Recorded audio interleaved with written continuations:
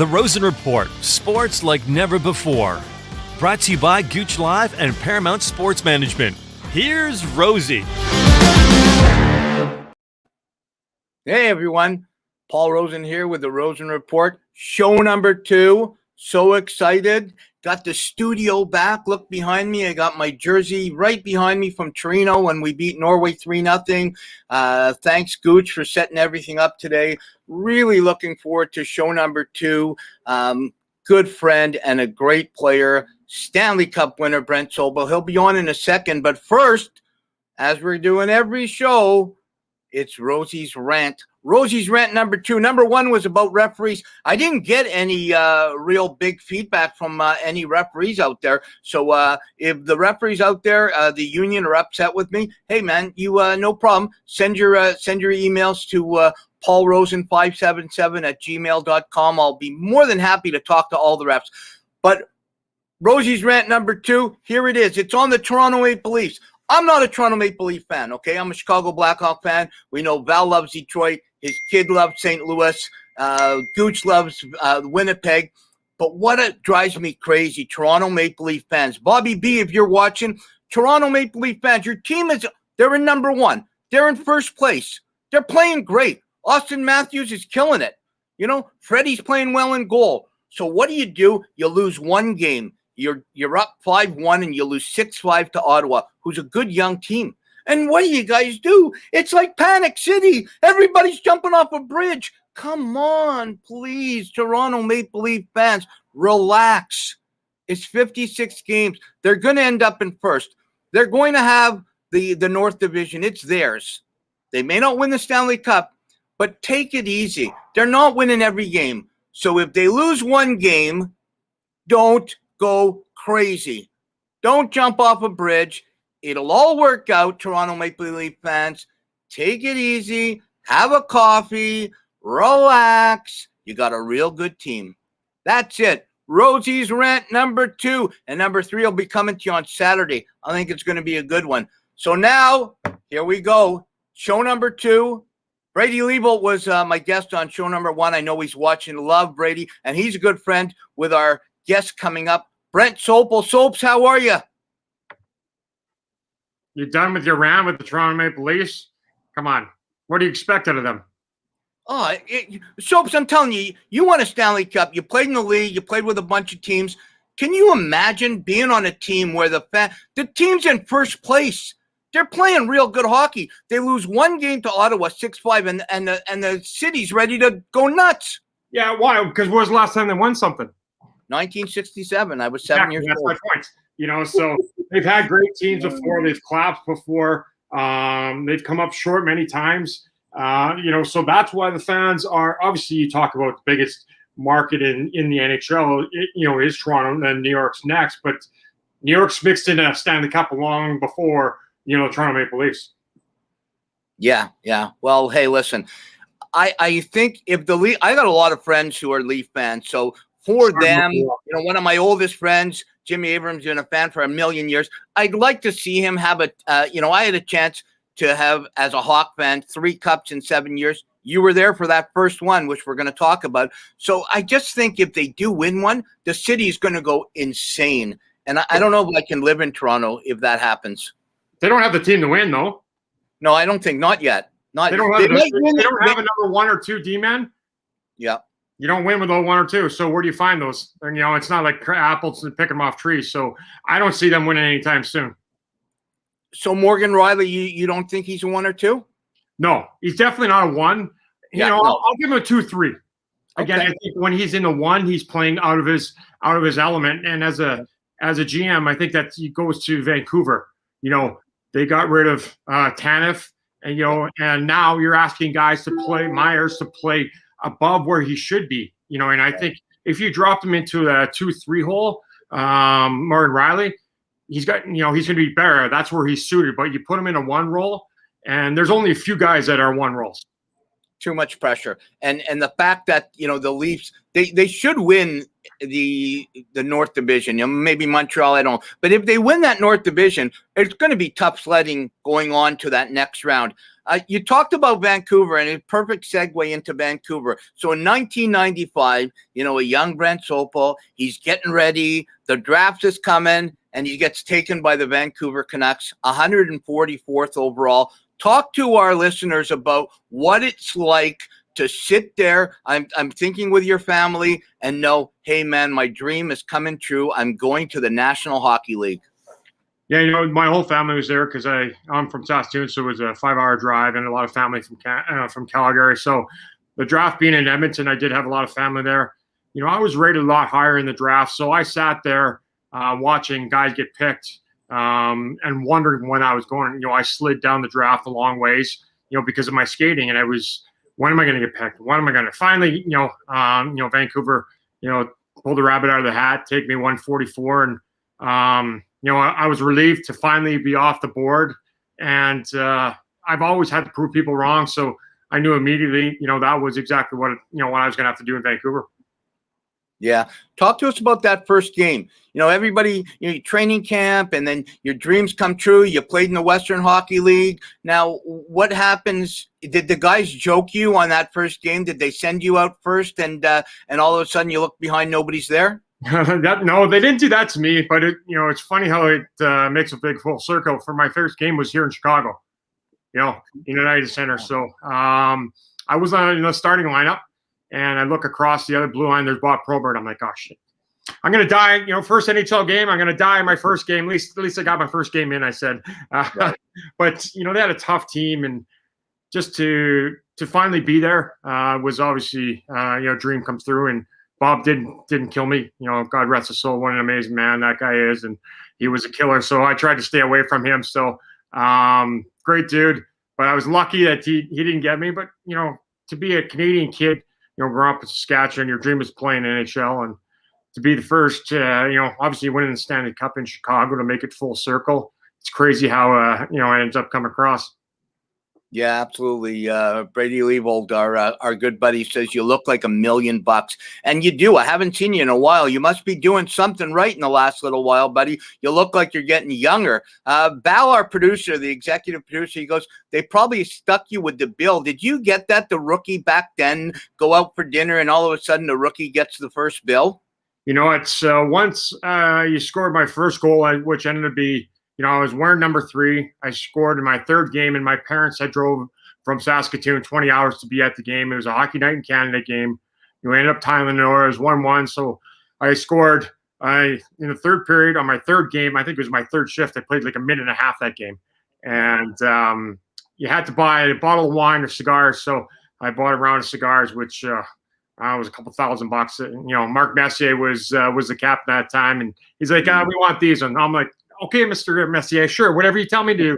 And but I did get stuck with the rookie bill the next year for sure.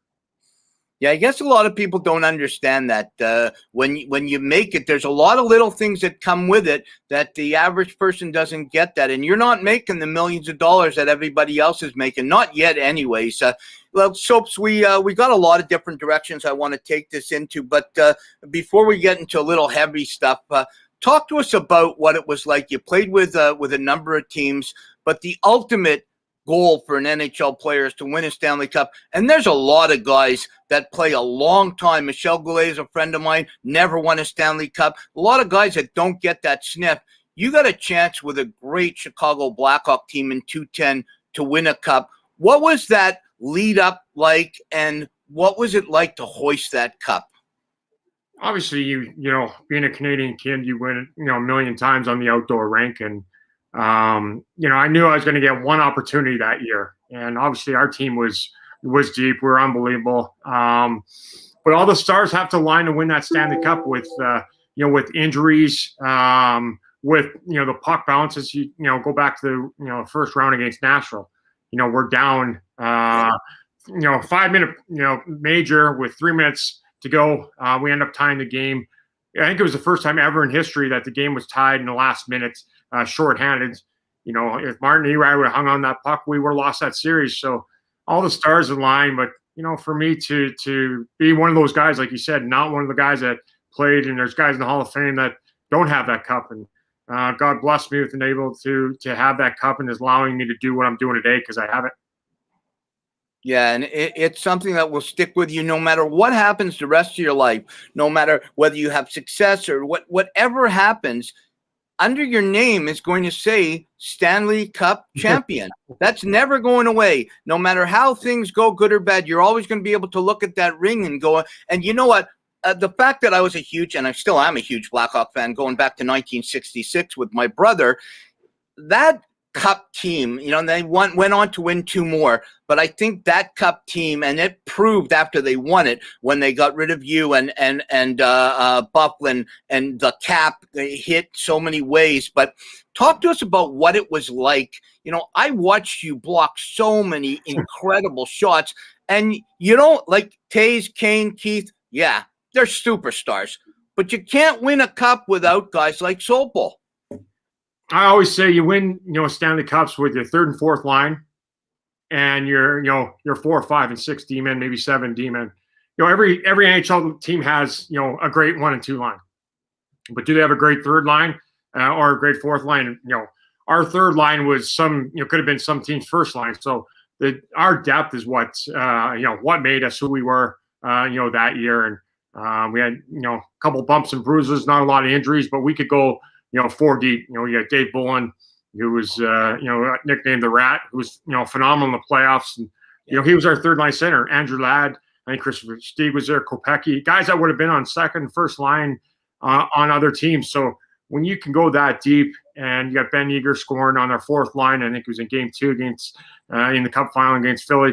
When you get contributions like that, from those guys, that's what puts the can over the edge. Yeah, absolutely. One last thing. I know Gooch is probably in the green room going, stop with the Blackhawk stuff. But you know what? It's my show, Gooch, so I'm going to do with the Blackhawk stuff. And I want to talk one last thing. So when somebody wins the cup, they get a chance to do – oh, there he is. Get out of here. They get a chance to do whatever they want with the cup. It's pretty cool now. I'm so impressed with this story. Talk to us about what Brent Sopel did with the Stanley Cup. You know what? Most people go back to their hometown. Obviously, I'm from Saskatoon, Saskatchewan. Our farm is about 3 hours away in Steenan. My kids were older. It was funny. My kids were closer to age in Kane and Taze than Kane and Taze were to me. So I was living in the suburbs of Chicago. I kept it in the area. I took the hospital to the police station. Took it to all places like that in my little area. Had a party. In my backyard. But, my kids, they're a big part of it. They remember it. They're older. I wanted them to really enjoy it. And, all the family and friends were invited. So everybody came up from Canada. But it was really more, for, the first responders at the hospital, police department, the fire station. I really wanted to take to places like that. So I heard also that you took it to the Pride Parade. Is that a true story?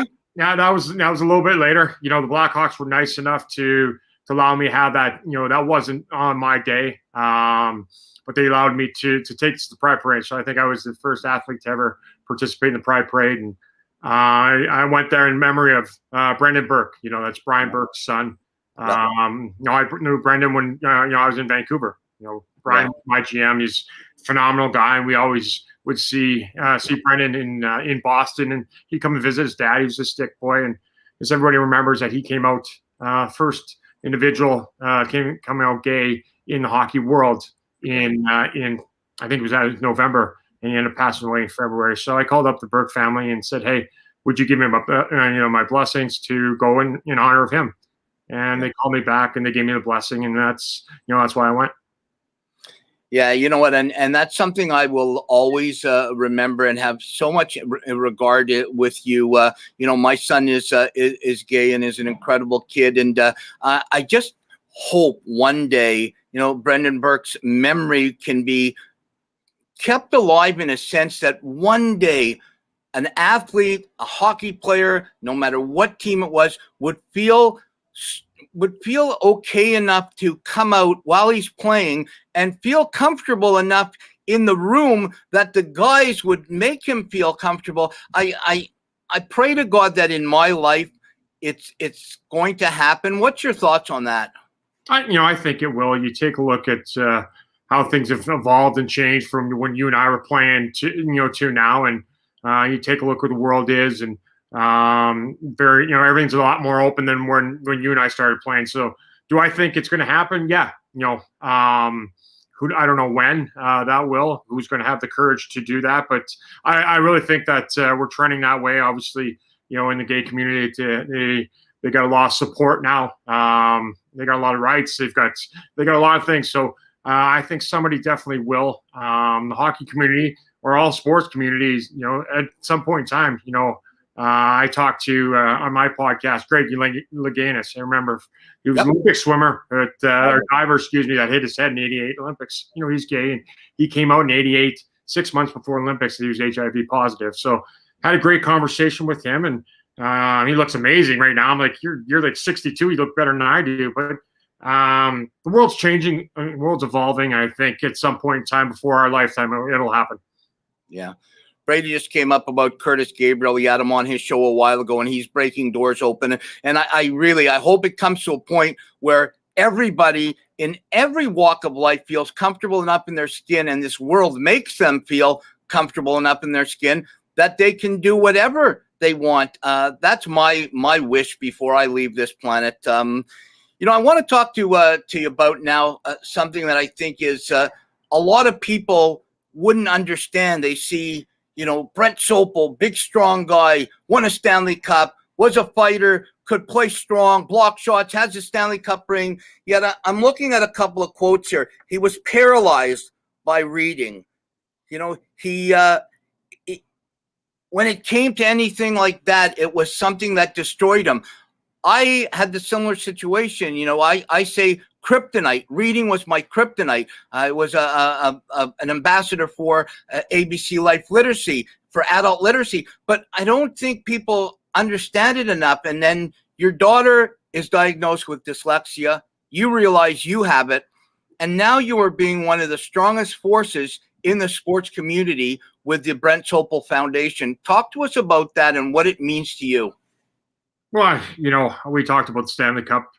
Truly that means nothing to me. It's given me a platform to be here for kids that are struggling. And my purpose is a foundation. And, my documentary, I called it Here to Change the World, because I truly have believed it for years that I'm going to change the world. And right now I'm trying to educate, the world on what dyslexia is. And, it's something that we're born with. Our right brains are wired differently than you guys and your normal people. And one in five have it, and it's hereditary. So you got cancer at 1 and 2, and next is dyslexia at 1 and 5. And you got some of the richest people in the world, some of the smartest people in the world that have it. And when you struggle by picking up a book and you can't read, and we start struggling when you first grab that book when you're 2 years old, 3 years old, whatever that is, and your peers can do it, you can't. So your self-esteem really takes a beating. And dyslexics, the number one thing is that we don't have self-esteem, and suicide rates are very high. Addiction is 65 to 70%. 50% of people in prison in the world have dyslexia. So, it's just a learning difference, but I still call it a learning disorder because the world's not educated enough right now to know what it is. Yeah, absolutely. And,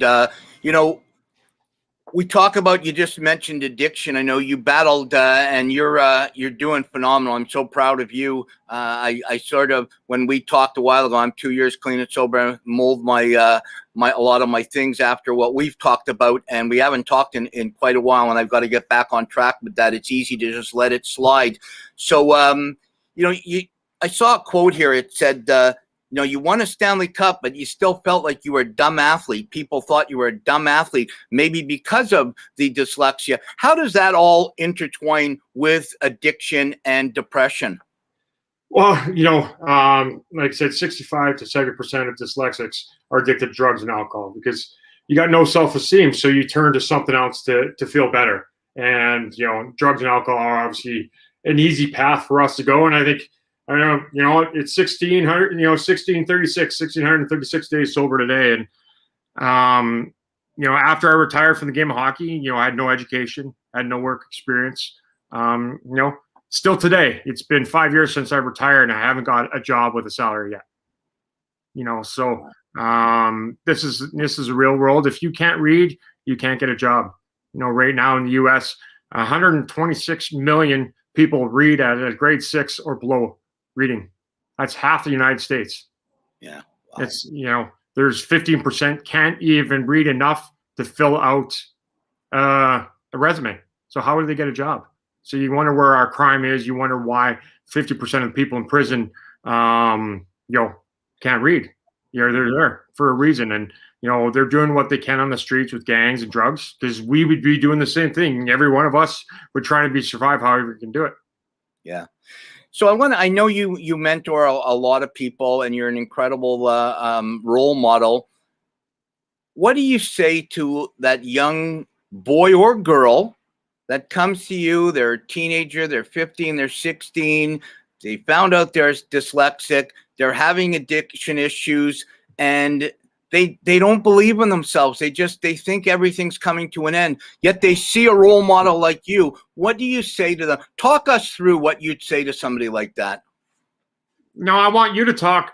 I want you to talk it through. What did I say to you? You told me I have to believe in myself. I have to keep going. I have to have the strength to understand that I am a good person, that I deserve everything, and that I have worth. And that's a lot of things. I never thought I had worth. So yeah, that's exactly what you said to me. Yeah, you got to love yourself. God made you how you are, and just because I struggle at reading, guess what? I'm better at other things than other people, and everybody has their role in this world and has their niche. And for us struggling with addiction or depression or anxiety, whatever it is, you always think you're alone. So first thing I say to them, they're not alone. There's somebody here for you. It doesn't matter what you're in. You're in the middle of it, and that's all you think. You're in the middle of it, and nobody else is there. Nobody else understands. So first thing I say, you're not alone. And then it's just trying to get them to fall in love with who they are. It's okay. God made me struggling at reading and writing, and math. Guess what? I could play hockey. He's giving me this platform to talk and help other kids around the world. So I had to get sober to be okay with who I am and be able to do the things I'm doing. Right. Absolutely. Yeah, it's incredible. You have a great message, and I want people out there to really think about what Brent has said, and how do they get to watch the documentary? Because it's incredible. It's on YouTube. You just type in Brent Sopel. It's called Here to Change the World. So yeah, it's free on YouTube. And if you do watch it, please share it, because I can say you have no idea. You could save somebody's life, because it is very not talked about. You have no idea who sees this, who might see it. It could save somebody's life. Absolutely. So we're going to get into, I have a new segment on the show. It's only the second one. Had some crazy different answers from Brady Leibold in our rapid fire. It's 5 questions. Before we get to rapid fire, and then Gooch is going to come up at the end, I just want to ask you one last thing about the NHL now. You played for a number of years. You won a Stanley Cup. What do you think about the concept this year with the 4 divisions and with the Canadian division? Well, you have to, they had to adjust on the fly, obviously, with not being able to cross the border. I think they've done a pretty good job with the 4 divisions. Your hands were tied. There's not much they could have done. They've done a great job, with that so far. And obviously, we know, there's been some games postponed.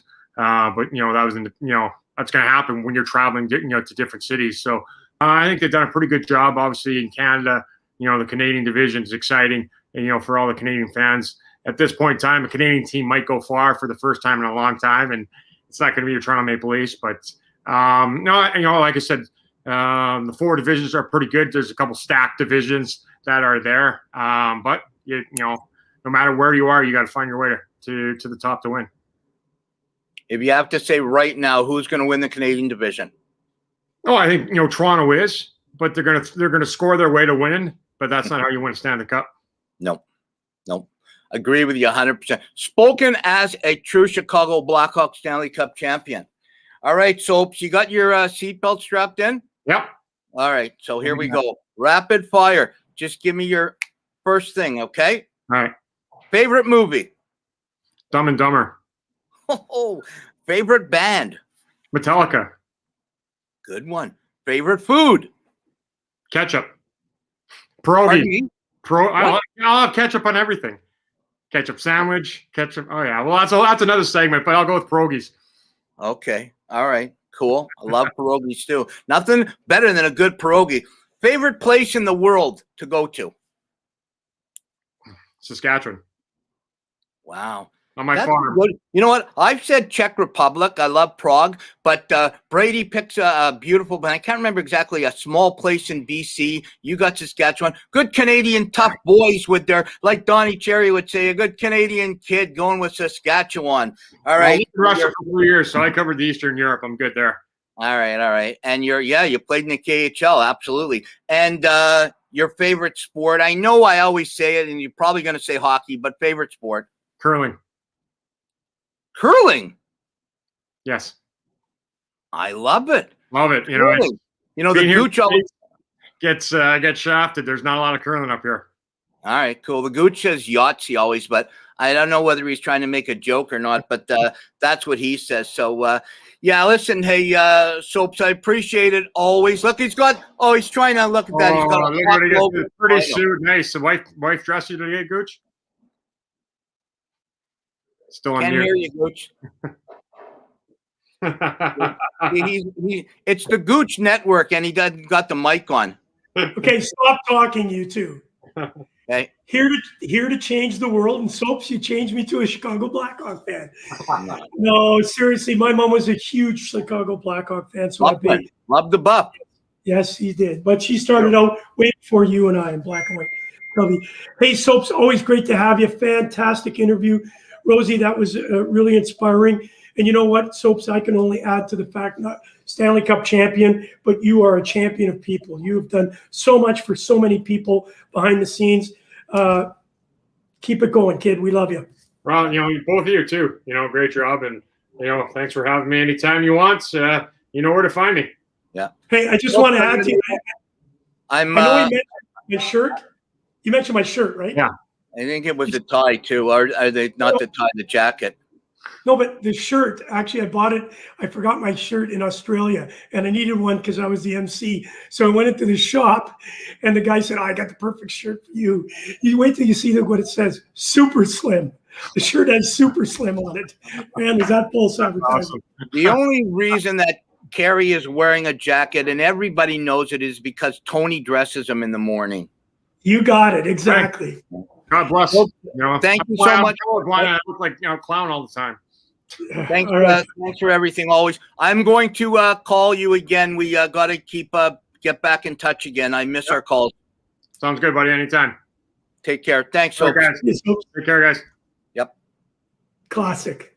I love the fact, Gooch, you played a long time. I played a long time. And I just love the fact that, little comments like he makes, like he felt like a dumb athlete because of the reading. He felt paralyzed when it came to reading. There's a big, strong guy who won a Stanley Cup. This world, man, we got to change perception. Absolutely. Hey, we always use the line, don't judge the book by the cover. And there's a classic example, tough dude. And, his trials and tribulations in life are long listed. And, man, he has done a great job coming back after all of that. And we're so lucky that we have him in our life. And he does so much, not only for you, but also now with the Stop Concussion platform. And, of course, what he does with his own charity. So we're really blessed. Hey, listen, Saturday, looking forward to it, bud. Who do we got coming up on the Rosen Report? I am so close. I'm hoping it's Greg Westlake. I don't want to he's just looking at trying to finish up a couple things. If it's not Greg, I will have a great guest. But Tuesday, next week, show number 4 will be Sammy Jo Small, and she's starting her own podcast with our good friends at Sports Illustrated and the Hockey News. Well, it's really fantastic that we have the opportunity to get people like her. Obviously, her attributes as a hockey player, but she's more than that, of course, as we all know. So I'm really looking forward to that. I know her through you, and she's just been a fantastic. And I played against her at Morris Park. I don't think I ever scored against her. She's such a great goaltender. You know what? real good goalie, and the wife of the great Billy Bridges, my teammate for years. And you know what? Your show with Ray, excellent show, fantastic show. And I love that he was talking about Bernice Carnegie as a good friend. I will try my hardest to get Bernice on a show, whether it's yours or mine, very soon. Incredible lady. Future Aces, great foundation, the great Herb Carnaby. If you're out there, Google Herb. Herb passed away, but Google Herb Carnegie. What an incredible pioneer.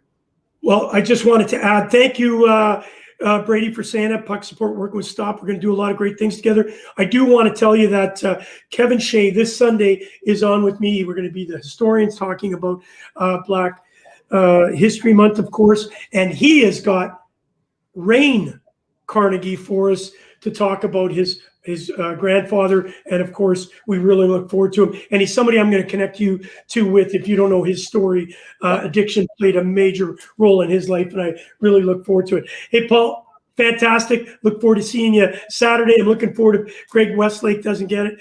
If he doesn't get there, we'll certainly have somebody great on the Rosen. Good. Who's on Gooch Live tomorrow? You know what? Thank you for asking. Cameron Hughes. Oh, you know what? Do we have 30 seconds? You got 30 seconds. So Cameron Hughes is an incredible guy. He's the T-shirt guy. He wears 46 T-shirts. He takes them off. He goes crazy. He takes the next one off. It's 2008 in Saskatoon World Juniors, and our team is there watching, and I'm wearing shorts with my leg on. He comes up to me, goes, "Hey, would you play around with me, joke around?" I said, "Yeah, no problem." There's like 15,000 fans in Saskatoon. It's nuts. He takes a T-shirt off. I take it. We start dancing. I flip my leg up. This guy, say hi for me because he's an incredible guy. He is fantastic. And King of Cheer, he's got a documentary. This guy's unbelievable. Do not miss it. It came through Pete Bombacci. I know you'll have to get him on your show too. There's no question. Yeah. I'm really looking forward to this dude. I wonder what the world record is. And just before we go, he ripped off. I want to know what the world record is for ripping. I think he had 30. I could be wrong, but I think he had 38 shirts on once. All right, so I'll ask him that question tomorrow. But did you just know 40 hours? Was it 40 hours? No, 11 days. 11 days outdoor in Edmonton. A world record. It's in the Guinness Book of World Records. An outdoor game, 11 days. The score was 25-18 to 2,200. That's what the score was. At minus 40 below in Edmonton. My hat goes off to you guys. All right, Paul, let you go. You can do your final word. We will see you on Saturday, my friend. Thanks, Gooch.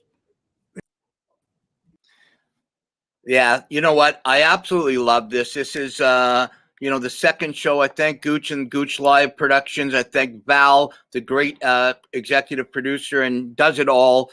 Thank all the guys at Sports Illustrated and the Hockey News and Paramount Sports Management, where I am now, back in my studio with my jerseys behind me. I feel like it's home. Some people say, this pandemic has been brutal, and it has been. But I really feel like I'm being rejuvenated here at the Rosen Report. So to all of you out there that had an opportunity to watch, I hope you liked it. If you have an issue, let us know. I'm trying to make the show better for everybody, trying to have guests on that everybody are going to like, and not just make it about the great game of hockey, but show the person behind the hockey player, whether it's a female hockey player, a male hockey player, a sled hockey player. Every hockey player is a person, number one. Let's remember that and take care of each other. God bless. See you Saturday. You've been listening to the Rosen Report, sports like never before, with your host, Rosey. Brought to you by Gooch Live and Paramount Sports Management.